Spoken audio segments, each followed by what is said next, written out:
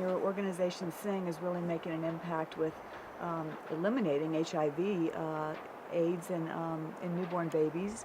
There's still a lot of work to be done. To your point, you don't have to be Bill Gates to make a change, to make a difference. How can people get involved in your organization? Well, I think the very first thing, is look, we are all facing infinite challenges. And I think the worst danger is that we become detached, Right. that we switch off, that we're complacent, that we do nothing, and we say, there's no point. Listen, 24/7, every day for the last 25 years, there are infinite numbers of organizations that are working night and day, as I said, to make a difference. They're out there. All you have to do, if you have a computer, Google HIV and AIDS and find out which organizations appeal to you, what's in your area.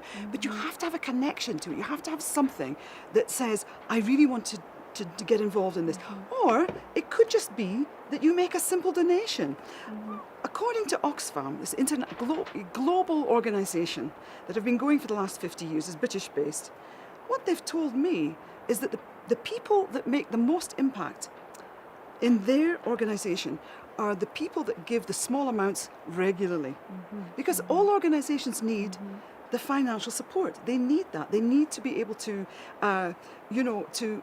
to raise amounts of cash. Without that, they can't really function. So there's two aspects to it: is raising the money, and then having people to advocate for them, to work for them. So there's so many ways into it. And I'm amazed that people say, what can I do? Because to me, I think there's so many things people could do. It's not rocket science, But it's interesting, just a small donation every month that you really don't even feel, that gives an organization, as an individual, it doesn't make an impact on you at all. But for the organization, it's a steady stream of money that they can budget and count on to do the work they need to do. Absolutely. And I'm not saying that charitable organizations are the solution, but they are the way for. It is a way forwards. I mean, there are deep. It's like an onion. You peel back the layers, and the more layers you peel back, the more complex it becomes. But just from that perspective, if you've identified something that you feel strongly about,